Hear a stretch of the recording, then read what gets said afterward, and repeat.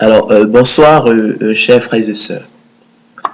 Soyez les bienvenus sur Anjombolo TV. Euh, Comme toujours, c'est pour moi un réel plaisir de venir à vous, afin qu'ensemble nous nous rendions au pied du Seigneur Jésus-Christ pour partager le pain de vie. Partager, chers frères et sœurs, la bonne nouvelle de la grâce de Dieu. Partager, chers frères et sœurs, la bonne nouvelle de la prédestination des yeux de Dieu au salut. Je ne me lasse point, chers frères et sœurs, de vous enseigner les mêmes choses. Et pour vous, cela est salutaire, disait déjà l'apôtre Paul. J'ai à cœur, chers frères et sœurs, que vous puissiez vous approprier de votre élection divine. J'ai à cœur, chers frères et sœurs, que vous croyiez que l'élection de la grâce est votre salut. Nous allons donc, chers frères et sœurs, poursuivre notre série de conférences consacrée à l'élection de la grâce et à la prédestination des îles de Dieu au salut. Je ne le dirai jamais assez, chers frères et sœurs, c'est la seule chose bonne et utile à savoir, afin que, effectivement, votre exode spirituel se fasse sans agitation. C'est le désir du Seigneur Jésus-Christ. Il veut, effectivement, que vous vous appropriez, effectivement, de ces choses. C'est le gage de votre victoire.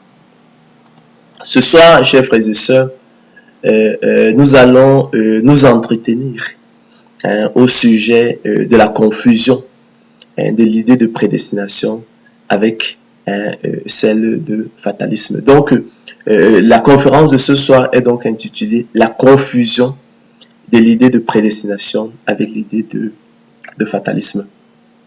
Vous savez que effectivement, lorsque l'on annonce aux hommes, même au peuple de Dieu, la bonne nouvelle de l'élection de la grâce, la bonne nouvelle de la prédestination des yeux de Dieu au salut, l'une des difficultés, effectivement, c'est que pour le sens commun, effectivement, confond, assimile l'idée de prédestination avec l'idée, effectivement, de fatalisme. Le fatalisme, effectivement, chers frères et sœurs, qui nous renvoie à la mythologie grecque, avec cette idée, effectivement, d'impuissance des volontés humaines.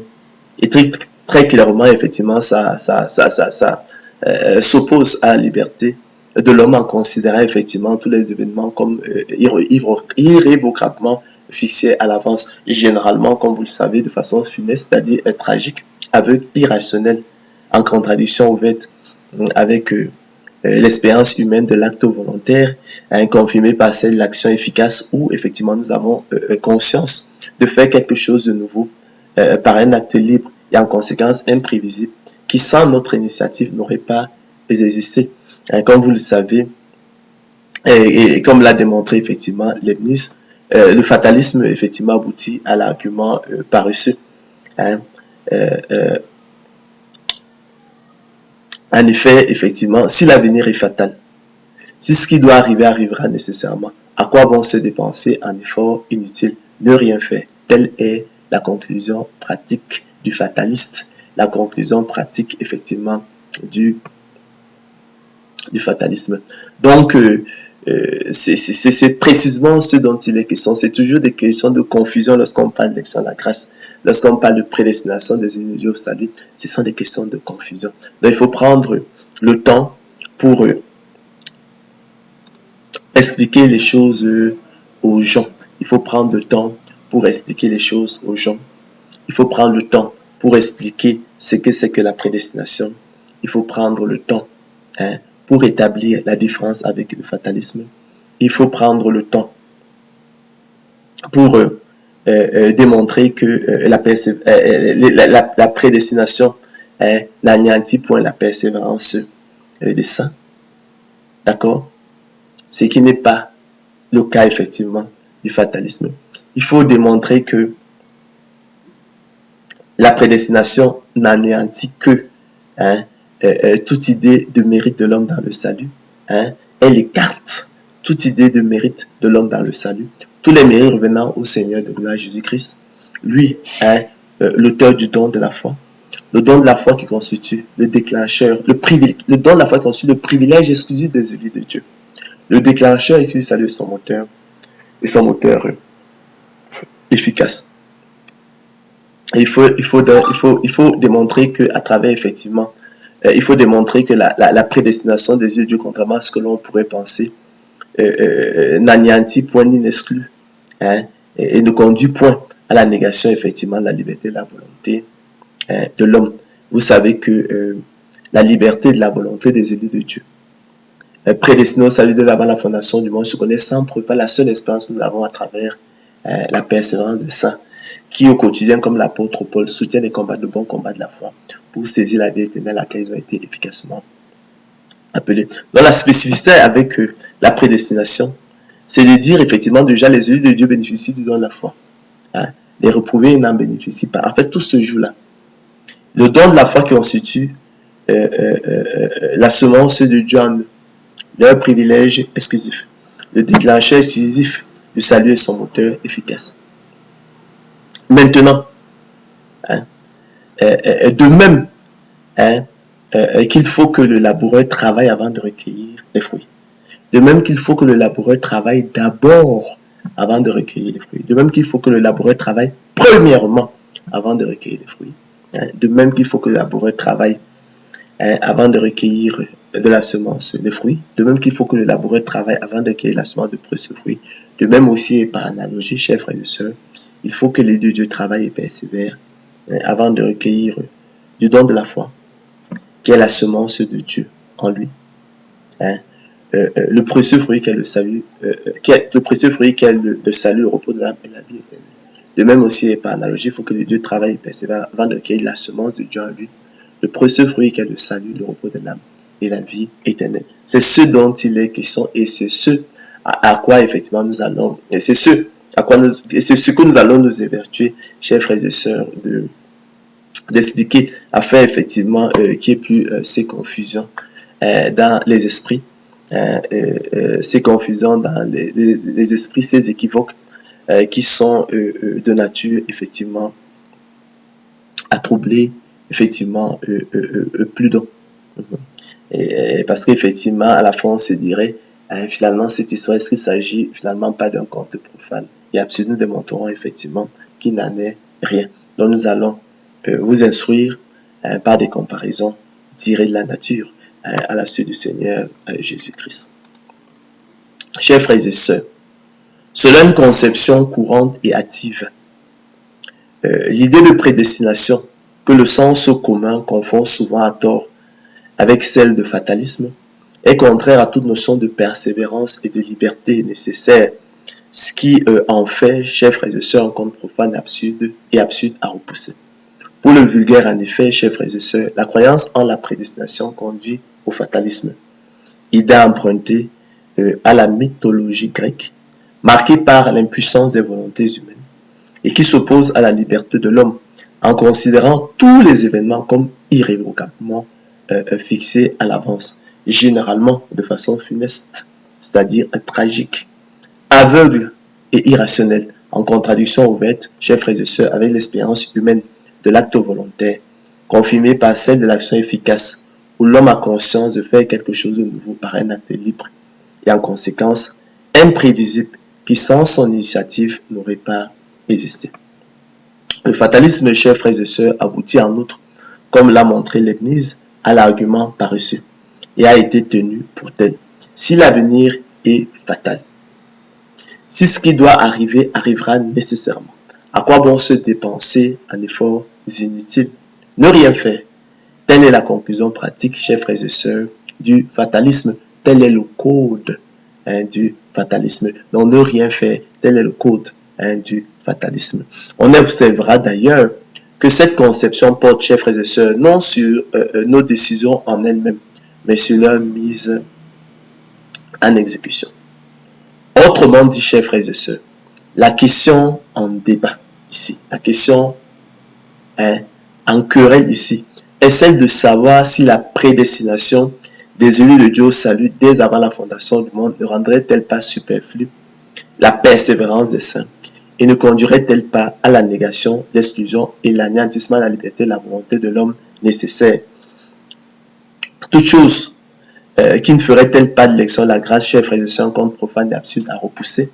En d'autres termes, la prédestination des yeux de Dieu au salut dès avant la fondation du monde ne serait-elle pas contraire à toute notion de persévérance et de liberté nécessaire? Autrement dit, chers frères et sœurs, s'il est absolument certain que Dieu préservera son peuple l'apostasie définitive, est-il encore nécessaire que celui-ci persévère? La prédestination des yeux de Dieu au salut dès avant la fondation du monde ne conduit-elle pas ainsi, chers frères et sœurs, à la négation, l'exclusion et l'anéantissement de la liberté et de la volonté de l'homme nécessaire, et partant donc au fatalisme, cet argument paresseux qui conclut, chers frères et sœurs, à l'inutilité de l'effort? Voilà, chers frères et sœurs, élus de Dieu, peuple de Dieu, téléspectateurs de Ange Bolo TV, les questionnements étranges et troublants qu'imposent l'élection de la grâce et la prédestination des yeux de Dieu au salut à l'esprit humain, auxquels tous, dans nos têtes, nous pourrions être en proie, après d'avoir reçu avec joie et empressement la bonne nouvelle d'élection de la grâce, et qui sont pourtant de nature, chers frères et sœurs, à éveiller quelques doutes dans les esprits. Si ce n'était qu'un conte absurde et profane, on pourrait s'interroger certains. Permettez-moi, chers frères et sœurs, de rappeler que la révélation biblique indique que l'Éternel Dieu prédestine ses élus au salut pour leur bien. On oublie souvent de le dire. Afin qu'ils aient la vie éternelle. Et que la prédestination des yeux de Dieu au salut constitue donc de ce fait un acte d'amour. C'est ce dont il est question. Il n'y a pas de tragédie. Il n'y a rien de funeste. La prédestination constitue un bienveillant dessein. C'est une bénédiction. C'est un privilège. C'est pourquoi, effectivement, les accusateurs de Dieu l'ont taxé d'injustice. La plus grande des bénédictions, le plus grand des privilèges que Dieu puisse accorder à l'homme, selon qu'il est écrit. Et nous sommes là dans Éphésiens 1, 3 à 6. Béni soit Dieu, le Père de notre Seigneur Jésus-Christ, qui nous a bénis de toutes sortes de bénédictions spirituelles dans les lieux célestes dans Christ. Dans lui, Dieu nous a élus, Dieu nous a choisis avant la fondation du monde. Dieu nous a aimés avant la fondation du monde, pour que nous soyons saints et irrépréhensibles devant lui. Pas parce que nous étions saints et irrépréhensibles devant lui, mais pour que, afin que nous soyons saints et irrépréhensibles devant lui, nous ayant prédestinés dans son amour à être ses enfants d'adoption par Jésus-Christ selon le bon plaisir de sa volonté, à la louange de la gloire de sa grâce qu'il nous a accordée en son bien-aimé. Permettez, chers frères et sœurs, également de souligner que l'annonce dans le monde de la bonne nouvelle de la grâce et la prédestination des yeux de Dieu au salut, leur diffusion, leur propagation a été polluée par les équivoques et les germes du faux débat sur la catégorie philosophique fictive du libre arbitre humain en dehors de la question, et que l'on est venu fallacieusement griffer sur l'enjeu essentiel du salut. La liberté de la volonté des élus de Dieu, prédestinés au salut dès avant la fondation du monde, se connaissant, chers frères et sœurs, sans preuve, par la seule espérance que nous en avons à travers la persévérance des saints, qui au quotidien, comme l'apôtre Paul, soutiennent et combattent le bon combat de la foi pour saisir la vie éternelle à laquelle ils ont été appelés efficacement. En effet, chers frères et sœurs, par le don de la foi, qui est la semence de Dieu dans ses élus, leur privilège exclusif, le déclencheur exclusif du salut et son moteur efficace. L'élu de Dieu est semblable au laboureur, disposant de la semence de maïs, c'est ce dont il est question, d'haricots, de cacao ou encore d'arachide, dont il est notoire, avéré, établi, absolument certain et largement connu que la culture produira le précieux fruit que sont les épis de maïs, les gousses d'haricots, les cabosses de cacao ou les coques d'arachide selon le cas, mais qui naturellement, chers frères et sœurs, ne dispensent aucunement le laboureur de travailler. En l'occurrence, préparer le sol, semer, arroser, sarcler, lutter contre les attaques des maladies, fertiliser le sol, etc. selon qu'il est écrit. Et nous sommes là dans 2 Timothée 2,6. C'est là un simple conseil de sagesse pratique. C'est une leçon que nous enseigne la nature. Il faut que le laboureur travaille avant de recueillir les fruits. Il faut que le laboureur travaille d'abord avant de recueillir les fruits, comme dirait Darby. Il faut que le laboureur travaille premièrement avant de recueillir les fruits. Il faut que le laboureur travaille avant de recueillir de la semence des fruits. Il faut que le laboureur travaille avant de recueillir la semence, le précieux fruit. De même aussi et par analogie, chers frères et sœurs, il faut que l'élu de Dieu travaille et persévère avant de recueillir de la semence de Dieu en lui, le précieux fruit qu'est le salut, le repos de l'âme et la vie éternelle. De même aussi et par analogie, chers frères et sœurs, il faut que l'élu de Dieu travaille et persévère avant de recueillir du don de la foi, qui est la semence de Dieu en lui, le précieux fruit qu'est le salut, le repos de l'âme et la vie éternelle. En effet, chers frères et sœurs, si le laboureur, par extraordinaire, s'amusait à abandonner sa semence dans un tiroir, il va sans dire qu'il ne pourrait rien en attendre, car celle-ci demeurerait inféconde, stérile, improductive. Ainsi, élu de Dieu, écrit l'apôtre Paul aux Corinthiens, c'est à cause de nous qu'il a été écrit que celui qui laboure doit labourer avec espérance. Car c'est en espérance que nous sommes sauvés. Car nous aussi, nous étions autrefois insensés, écrit-il, désobéissants, égarés, asservis à toute espèce de convoitise et de volupté, vivant dans la méchanceté et dans l'envie, dignes d'être haïs et nous haïssant les uns les autres. Mais lorsque la bonté de Dieu, notre Sauveur, son amour pour les hommes ont été manifestés, il nous a sauvés. Il vous a sauvés, élus de Dieu, et vous seuls, non à cause des œuvres de justice que nous aurions faites, mais selon sa miséricorde, par la nouvelle naissance, opérée par le Saint-Esprit qu'il a répandu sur nous avec abondance par Jésus-Christ notre Sauveur, afin que justifiés par sa grâce, afin que déclarés justes par sa grâce, nous devenions en espérance héritiers de la vie éternelle. Or, l'espérance qu'on voit n'est plus espérance. Ce qu'on voit, peut-on l'espérer encore? Mais si nous espérons ce que nous ne voyons pas, nous l'attendons avec persévérance. À cet égard, chers frères et sœurs, permettez-moi de rappeler le sens de certains mots qui me semblent importants. L'espérance est par définition, chers frères et sœurs, l'attente confiante d'un bien qu'on désire. Espérance, attente confiante d'un bien qu'on désire. La persévérance, c'est l'action de persévérer, la conduite, la qualité d'une personne qui persévère. Le verbe persévérer, pour sa part, signifie continuer de faire, d'être ce qu'on a résolu par un acte de volonté renouvelé. Donc, le verbe persévérer, pour sa part, signifie continuer de faire ce qu'on a résolu. Continuer d'être ce qu'on a résolu par un acte de volonté renouvelé. Donc, le verbe persévérer, pour sa part, signifie continuer de faire, d'être ce qu'on a résolu par un acte de volonté renouvelé. Ainsi, chers frères et sœurs, la liberté de la volonté des élus de Dieu, prédestinés au salut dès avant la fondation du monde, se connaît sans preuve, par la seule espérance que nous en avons à travers la persévérance des saints. Voyez-vous, qui au quotidien, comme l'apôtre Paul, soutiennent et combattent le bon combat de la foi pour saisir la vie éternelle à laquelle ils ont été efficacement appelés. En effet, chers frères et sœurs, la persévérance procède de la liberté de la volonté de l'homme, comme sous-entend le sens du verbe persévérer qui comporte, nous l'avons dit, un acte de volonté renouvelé. Ainsi, chers frères et sœurs, la persévérance des saints témoigne de la liberté de la volonté des élus de Dieu, prédestinés au salut dès avant la fondation du monde. La persévérance des saints qui procède d'un acte de volonté renouvelé atteste, chers frères et sœurs, de la liberté des élus de Dieu. D'accord? Persévérer, continuer de faire, d'être ce qu'on a résolu par un acte de volonté renouvelé. D'accord? Donc, persévérance, action de persévérer, qualité, personne d'une personne, qualité, conduite d'une personne qui persévère. Persévérer, continuer de faire, d'être ce qu'on a retenu par un acte de volonté renouvelé. En conséquence,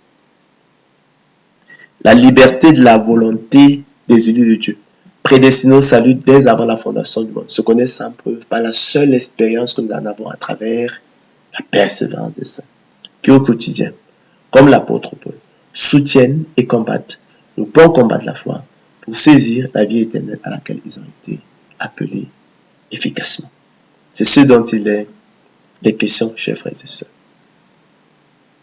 Et de même que l'on saurait imaginer, chers frères et sœurs, le laboureur saccager et mettre le feu sur sa propre vigne, dont il en attend le précieux fruit. De même aussi, et par analogie, chers frères et sœurs, l'élu de Dieu ne saurait se détourner de la libre entrée dans le sanctuaire. Par la route nouvelle et vivante que le Seigneur de gloire Jésus-Christ a inaugurée pour lui au travers du voile, c'est-à-dire de sa chair, pour s'approcher du grand souverain sacrificateur selon l'ordre de Melchisédek, qui peut sauver parfaitement ceux qui s'approchent de Dieu par lui, étant toujours vivant pour intercéder en leur faveur, et qui, après d'avoir été élevé à la perfection, est devenu pour tous ceux qui lui obéissent l'auteur d'un salut éternel. Car, chers frères et sœurs, de même que le précieux fruit de la vigne est un bien que le laboureur désire, de même aussi et par analogie, le salut est un bien que l'élu de Dieu désire ardemment. Depuis que par la nouvelle naissance, il est revenu à son bon sens et s'est dégagé des pièges du diable qui s'est emparé de lui pour le soumettre à sa volonté. Cette parole, chers frères et sœurs, est certaine. Et je veux que tu affirmes ces choses, a écrit l'apôtre Paul à Tite, afin que ceux qui ont cru en Dieu s'appliquent à pratiquer de bonnes œuvres.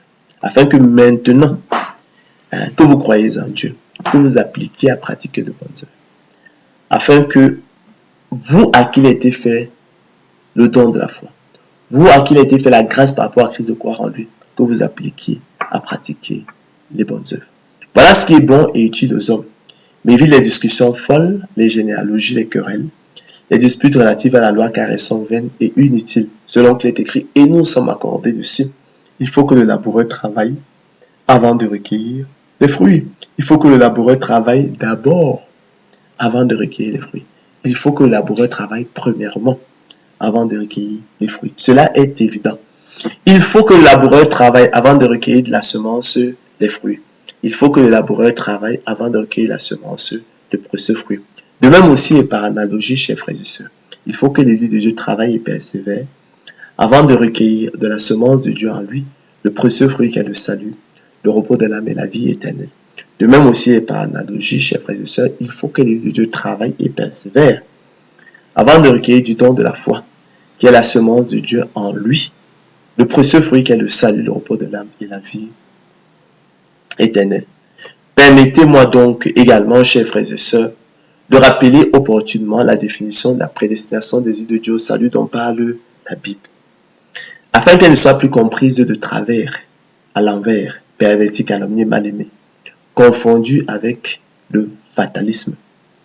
À cet argument paresseux qui conclut à l'inutilité de l'effort. Mais qu'elle soit chérie pour ce qu'elle est véritablement, savoir, chers frères et sœurs, le choix souverain de Dieu avant la fondation du monde. Et son appel efficace par le moyen du don de la foi, qui est sa semence dans ses élus, leur privilège exclusif, le déclencheur exclusif du salut et son moteur efficace, les équipant et outillant pour les rendre aptes et capables non seulement de discerner quelle est la volonté de Dieu, ce qui est bon, agréable et parfait, mais aussi de la faire efficacement, afin d'accomplir l'esprit de la loi, selon qu'il est écrit, celui qui fait la volonté de Dieu demeure éternellement. Le Seigneur Christ l'a dit, quiconque fait la volonté de Dieu, celui-là est mon frère, ma soeur et ma mère, en l'occurrence.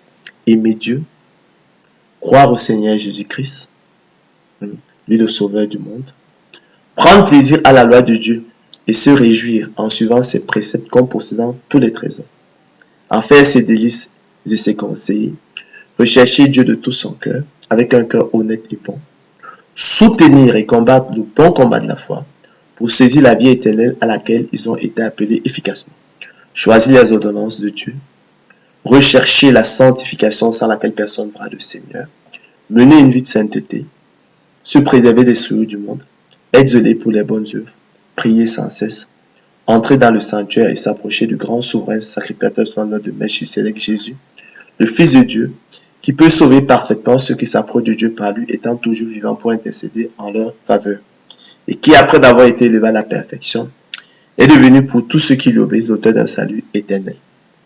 Les distinguant ainsi, chers frères et sœurs, de l'homme animal, des réprouvés selon qu'il est écrit, il vous a été fait la grâce par rapport à Christ de croire en lui. Cette grâce-là n'a pas été faite au monde. Mais l'homme animal ne reçoit pas les choses de l'Esprit de Dieu, mais l'homme animal n'accepte pas les choses de l'Esprit de Dieu. Pourquoi? Car elles sont une folie pour lui et il ne peut les connaître, il ne peut les aimer, parce que c'est spirituellement qu'on en juge. Vous savez, chers frères et sœurs, que nous servons dans un esprit nouveau, non selon l'esprit de la loi. Nous servons donc effectivement dans un esprit nouveau, selon, je vais dire, l'esprit de la loi, et non selon la lettre de la loi qui avait dit, car la lettre de la loi tue, mais l'esprit de la loi vivifie. Donc nous servons dans un esprit nouveau, selon l'esprit de la loi, et non selon la lettre de la loi qui avait dit, car la lettre de la loi tue, mais l'esprit de la loi vivifie. En sorte que, effectivement, nous n'anéantissons point, chers frères et sœurs, la loi par la foi. Nous n'anéantissons point la persévérance des saints. L'élection, la grâce de la prédestination en fait, au contraire, un impératif, une exigence. Ainsi, chers frères et sœurs, c'est en espérance que nous sommes sauvés. Or, l'espérance qu'on voit n'est plus espérance. Ce qu'on voit, peut-on l'espérer encore? Mais si nous espérons ce que nous ne voyons pas, l'attendons avec persévérance. C'est pourquoi, frères, écrit l'apôtre Pierre, appliquez-vous d'autant plus à affermir votre vocation et votre élection, car en faisant cela, vous ne broncherez jamais. C'est ainsi, en effet, que l'entrée dans le royaume éternel de notre Seigneur et Sauveur Jésus sera pleinement accordée. Ainsi, mes bien-aimés, comme vous avez toujours obéi, écrit l'apôtre Paul aux Philippiens, travaillez à votre salut avec crainte et tremblement. Non seulement comme à ma présence, mais bien plus encore maintenant que je suis absent. En effet, ce n'est pas que j'ai déjà remporté le prix ou que j'ai déjà atteint la perfection ou achevé la course, écrit l'apôtre Paul. Mais je cours pour tâcher de saisir la main tendue du Seigneur Jésus-Christ. Frère, je ne pense pas l'avoir saisi. Mais je fais une chose, dit-il, oubliant ce qui est en arrière et me portant vers ce qui est en avant, je cours vers le but pour remporter le prix de la vocation céleste de Dieu en Jésus-Christ. On ne l'a pas encore remporté, mais il court pour le remporter et achever la course. Par conséquent, chers frères et sœurs, loin de rendre la persévérance des saints superflue, la prédestination en fait au contraire un impératif et une exigence absolue. En cela, chers frères et sœurs, la prédestination se distingue du code du fatalisme, savoir l'inutilité de l'effort, ne rien faire. Si l'avenir est fatal, si ce qui doit arriver arrivera nécessairement, à quoi vont se dépenser en efforts inutiles? Ne rien faire. Telle est en effet la conclusion pratique du fataliste. Telle est la conclusion pratique du fatalisme. Toutefois, chers frères et sœurs, la prédestination, soulignons-le, exclut catégoriquement et ne laisse aucun mérite à l'homme dans le salut. Tous les mérites, chers frères et sœurs, revenant exclusivement au Seigneur de gloire Jésus-Christ, auteur du don de la foi, privilège exclusif des élus de Dieu, déclencheur exclusif du salut et son moteur efficace selon qu'il est écrit. Et nous sommes là dans Romains 3, 27 à 30. Où donc est le sujet de se glorifier, écrit l'apôtre Paul. Il est exclu. Par quelle loi? Pas la loi des œuvres, non, pas la loi du don de la foi. Car nous pensons que l'homme est justifié par le moyen du don de la foi sans les œuvres de la loi. Ou bien, Dieu est-il seulement le Dieu des Juifs, ne l'est-il pas aussi des païens? Si, il est aussi des païens, puisqu'il y a un seul Dieu qui justifiera par le moyen du don de la foi les circoncis, et par le moyen du don de la foi les incirconcis. Ainsi, chers frères et sœurs, et retenez-les. Tout mérite que l'homme voudrait s'attribuer dans le salut ne serait qu'imaginaire et usurpation. À cet égard, il est hautement significatif que tous ceux à qui il a été fait le don de la foi, tous ceux qui ont reçu en partage la foi salue, tous ceux à qui il a été fait la grâce par rapport à Christ de croire en lui viendront à lui, selon qu'il est écrit, tout ce que le Père me donne viendront à moi. Tout ce que le Père m'a donné viendront à moi. Tout ce que le Père m'a donné dès avant la fondation du monde viendront à moi. Et tous ceux qui ont été privés du don de la foi iront assurément à la perdition. Chers frères et sœurs, c'est sur ce point particulier du code de la prédestination des îles de Dieu au salut que semble résider toute la confusion avec l'idée de fatalisme. En sacrifiant sur l'autel de la grâce divine toute idée de mérite de l'homme dans le salut, en excluant catégoriquement, ne laissant aucun mérite à l'homme dans le salut. La prédestination des îles de Dieu au salut déroute et trouble le bon sens. La prédestination des îles de Dieu au salut déroute et trouble le sens commun.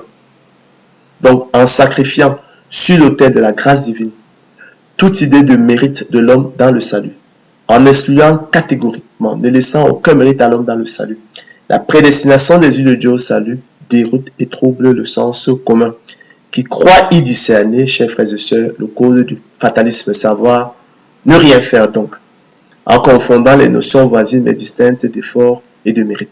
J'entends ici, par effort, le travail, la peine, la persévérance, et par mérite, il s'agit, lorsqu'on parle du salut, la propre justice.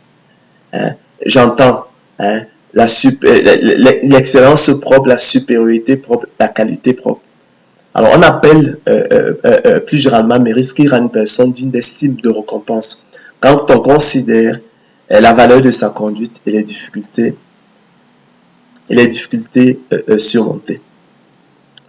Or, chers frères et sœurs, rigoureusement, l'exclusion et la négation de toute idée de mérite de l'homme dans le salut, aucunement ne sous-entend forcément l'inutilité de ses efforts selon qu'il est écrit. Travaillez à votre salut avec crainte et tremblement, car c'est Dieu qui produit en vous le vouloir et le faire selon son bon plaisir. Ça fait de Philippiens 2, 12 à 13. Car nous sommes son ouvrage, ayant été créés dans Jésus-Christ, pour de bonnes œuvres que Dieu a préparées d'avance afin que nous les pratiquions. Dieu les a préparées d'avance. D'accord?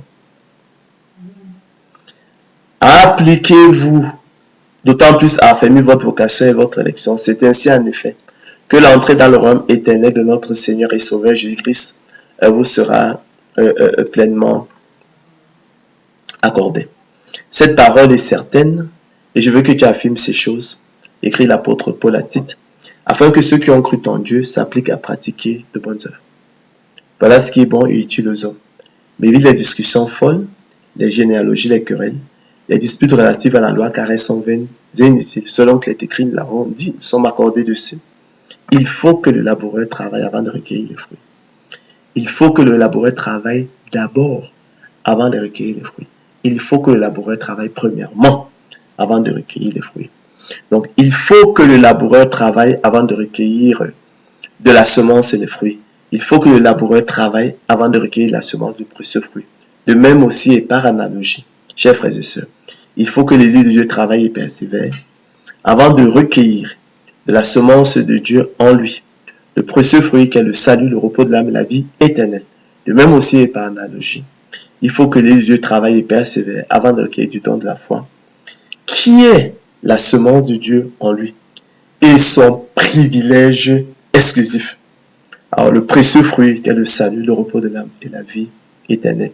Donc, il faut, chers frères et sœurs, que Dieu travaille et persévère avant de recueillir du don de la foi, qui est la semence de Dieu en lui, et son privilège exclusif. D'accord? Le précieux fruit qui est le salut, le repos de l'âme et la vie éternelle. C'est ça qu'il y a de fondamental. Le don de la foi est le privilège des élus de Dieu. Le monde en a été privé. Et c'est cela qu'on appelle la prédestination. Le don de la foi constitue le privilège des élus de Dieu. La semence de Dieu dans ses élus, leur privilège exclusif, le déclencheur exclusif du salut et son moteur efficace. C'est ça qui fait la différence. Donc ça n'a rien à voir avec l'idée effectivement de fatalisme, dont le code est l'inutilité de l'effort, ne rien faire. Ici, nous avons dit que par le moyen du don de la foi, qui est la semence de Dieu en lui, d'accord? On a dit que l'élu de Dieu est semblable au laboureur disposant effectivement de la semence de maïs, dont il est absolument certain que la culture produira le précieux fruit que sont les épis de maïs, mais qui aucunement ne dispense le laboureur effectivement de travailler, c'est-à-dire semer, c'est-à-dire préparer le sol, semer, sacler, arroser, etc. C'est ce dont il est question. D'accord? La semence de maïs est pourvue effectivement d'un potentiel germinatif, tout comme le sol est pourvu effectivement d'un potentiel. De sorte que lorsqu'on met la semence dans le sol, ça prend absolument, il est absolument certain que ça prendra. Mais pour tirer et que ça produira des fruits, mais pour que cette semence, pour que le laboureur puisse en tirer le précieux fruit, il faut qu'il travaille. Il faut qu'il prépare le sol, qu'il mette la semence en terre. D'accord? Donc vous voyez donc que de même qu'il faut que le laboureur travaille avant de recueillir les fruits, de même qu'il faut que le laboureur travaille d'abord avant de recueillir les fruits, de même qu'il faut que le laboureur travaille premièrement avant de recueillir les fruits, de même aussi et par analogie, il faut que le Dieu travaille et persévère avant de recueillir la semence de Dieu en lui, le précieux fruit qu'est le salut, le repos de l'âme et la vie éternelle. De même aussi et par analogie, il faut que le Dieu travaille et persévère avant de recueillir du don de la foi, qui est la semence de Dieu en lui, le précieux fruit qu'est le salut, le repos de l'âme et la vie éternelle. Nous ne parlons pas de la même chose. D'accord? La persévérance des saints, dans le cadre de l'élection de la grâce et la prédestination de Dieu au salut, est une exigence, c'est un impératif. D'accord? Selon qu'il est écrit, il faut que le laboureur travaille avant de recueillir les fruits. Par contre, quelle est la conclusion du fatalisme? Ne rien faire. On a parlé de l'inutilité de l'effort. Donc, on ne parle pas de la même chose. L'élection de la grâce est un acte d'amour, c'est une bonne nouvelle. Ça n'a rien de tragique comme dans le cadre du fatalisme. Ça n'a rien d'aveugle, ça n'a rien d'irrationnel. L'élection de la grâce est un plan de miséricorde. D'accord? Selon le bon plaisir, la volonté de Dieu, selon son propre dessein. Il n'y a rien d'aveugle. Tout est calculé. Permettez-moi à présent aussi, chers frères et sœurs, dans cette querelle, de corriger la confusion des notions de liberté et de souveraineté. C'est la confusion totale. Pour dire, rappeler, chers frères et sœurs, que la liberté de la volonté de l'homme est la faculté qu'a l'homme d'exercer sa volonté. Elle se connaît sans preuve par la seule expérience que nous en avons. Par définition, elle est encadrée et limitée par la liberté d'autrui et la souveraineté de Dieu. Elle est donc relative et non absolue, soit elle est indubitablement. Elle n'est pas à confondre avec la souveraineté qui traduit le fait de ne pas être soumis au contrôle d'une autorité supérieure qui encadrerait la liberté de notre volonté. La souveraineté est un attribut de Dieu qui est le transcendant et que l'Écriture, chers frères et sœurs, présente comme le seul souverain. Nous sommes dans 1 Timothée 6, 15. Permettez-moi également, toujours dans cette querelle, chers frères et sœurs, pour lever les équivoques, de corriger la confusion des notions de libre arbitre humain et de l'entendement humain. Très clairement, chers frères et sœurs, je l'ai souvent dit, le libre arbitre humain, que ces apôtres définissent comme la faculté de se déterminer sans autre cause que la volonté, est une catégorie philosophique fictive selon qu'il est écrit, j'ai la volonté, mais non le pouvoir de faire le bien, car chose impossible à la volonté parce que le péché la rendait sans force. Car je ne fais pas le bien que je veux et je fais le mal que je ne veux pas. Et si je fais ce que je ne veux pas, ce n'est plus moi qui le fais, c'est le péché qui habite en moi. Donc, libre arbitre humain, faculté de se déterminer sans autre cause que la volonté. Nous disons que c'est une fiction. Pourquoi? Ça, c'est l'Écriture qui le dit. C'est une catégorie philosophique fictive selon que c'est écrit. j'ai la volonté, mais non le pouvoir de faire le bien. Car chose impossible à la volonté parce que le péché la rendait sans force. Et d'autres définissent cette notion comme la faculté de se déterminer sans autre cause que la volonté. L'apôtre Paul dira qu'il a la volonté, mais non le pouvoir de faire le bien. Car chose impossible à la volonté parce que le péché la rendait sans force. Car je ne fais pas le bien que je veux. Et je fais le mal que je ne veux pas. Et si je fais ce que je ne veux pas, ce n'est plus moi qui le fais, mais c'est le péché qui habite en moi. Vous voyez comment le péché peut rendre peut anéantir notre volonté.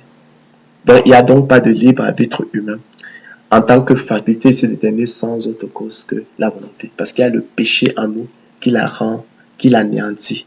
Donc, ce sont des fictions et qui créent effectivement des troubles, de la confusion et qui créent des équivoques qui sont de nature effectivement à troubler, à troubler le peuple de Dieu dans la réception effectivement de la bonne nouvelle de la grâce de Dieu.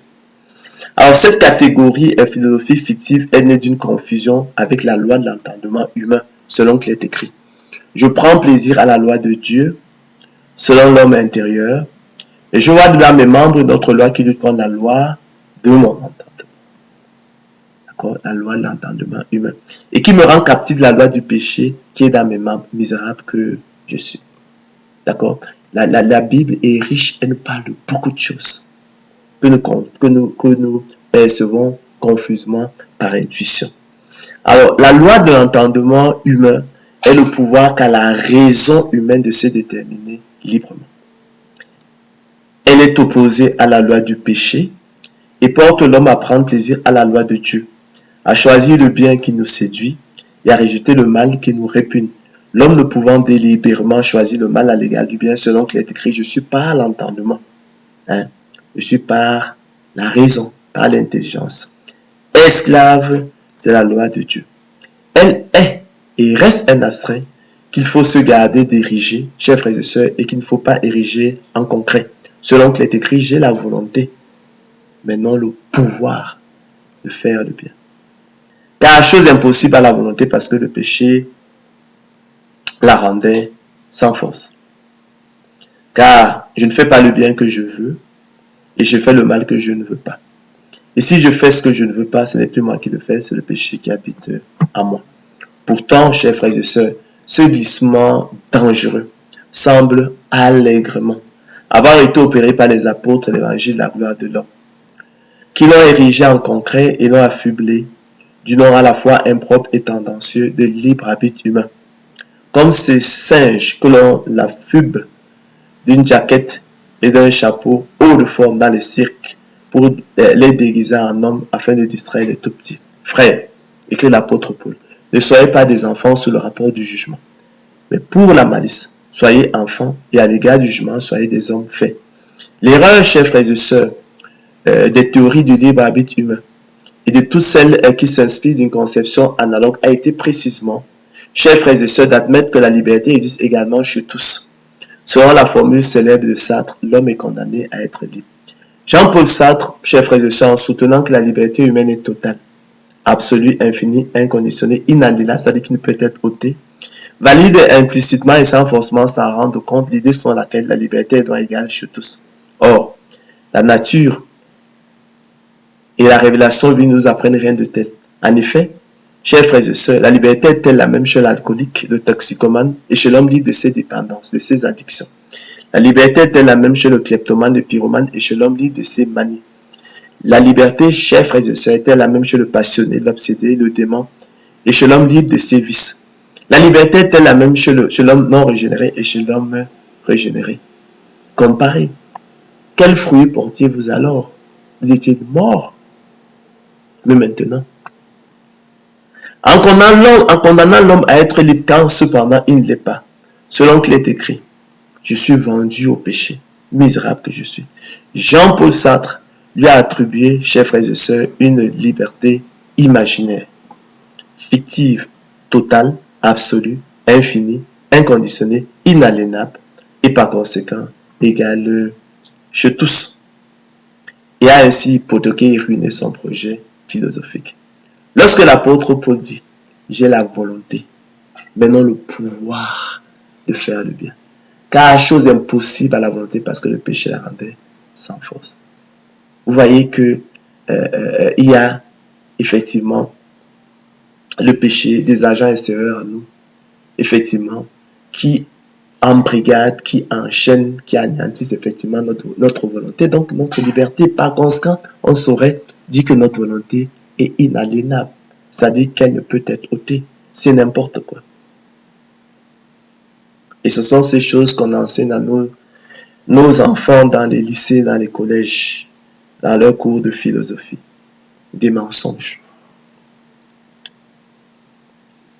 Donc c'est ainsi qu'il a ruiné son projet, il a hypothéqué et ruiné son projet philosophique.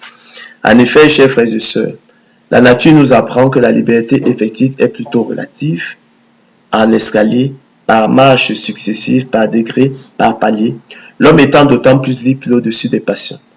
Loin de nous grandir, chers frères et sœurs, la liberté sartrienne au contraire pèse sur nous comme une fatalité de notre être.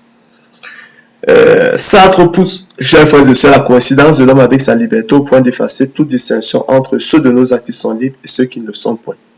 Mais comment, chers frères et sœurs, soutenir sérieusement que nous sommes libres toujours, jusque dans nos actes élémentaires, hein? L'urine qui nous contraint à nous aller aux toilettes, jusque dans l'aveuglement de la passion, l'emportement de l'émotion, l'ivresse de l'alcool, les chaînes de la drogue, ou la servitude et l'ignorance. Chers frères et sœurs, ce que Sartre nomme ici liberté n'est pas ce qu'on entend d'ordinaire sous ce nom. C'est une plaisanterie, un conte profane. C'est absurde. Comme l'a relevé un penseur, une telle liberté est dérisoire et aliénante. Une liberté, chers frères et sœurs, qui se confond avec nos chaînes et demeure toujours égale à soi, qui n'est pas le moyen de nous dépasser, de sortir de nous-mêmes, de rendre le monde vraiment meilleur, n'est pas de la liberté. Chers frères et sœurs, n'ayons pas peur des mots, c'est de l'aliénation. Véritablement.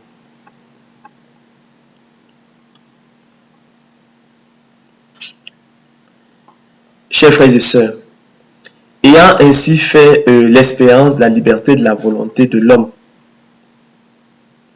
à travers la persévérance des saints, nous ayant instruits par des comparaisons tirées de la nature, de la sagesse populaire du laboureur et de la semence.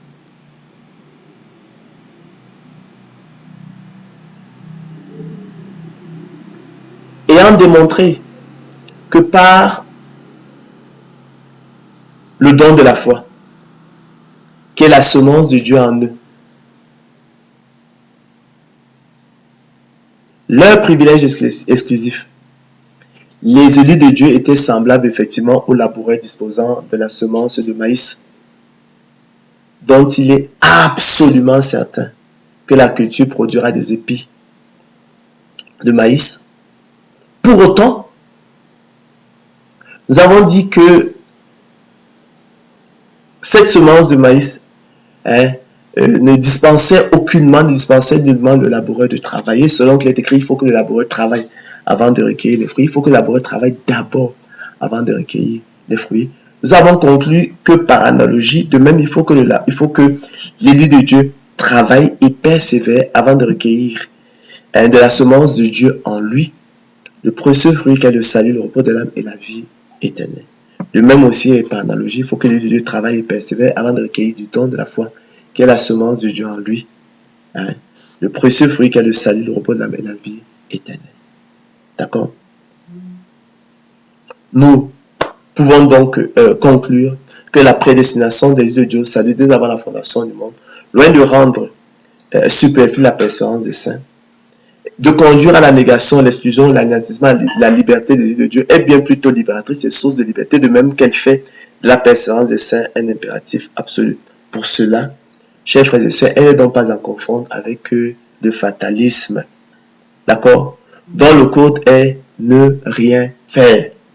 Si l'avenir est fatal, si ce qui doit arriver arrivera nécessairement, à quoi bon se dépenser un effort inutile? Ne rien faire. Telle est en effet la conclusion pratique du fatalisme. Cela n'a rien à voir avec la prédestination. J'ai dit qu'il fallait définir la prédestination comme le choix souverain de Dieu dès avant la fondation du monde. Et son appel efficace par le moyen du don de la foi, qui est sa semence dans ses élus.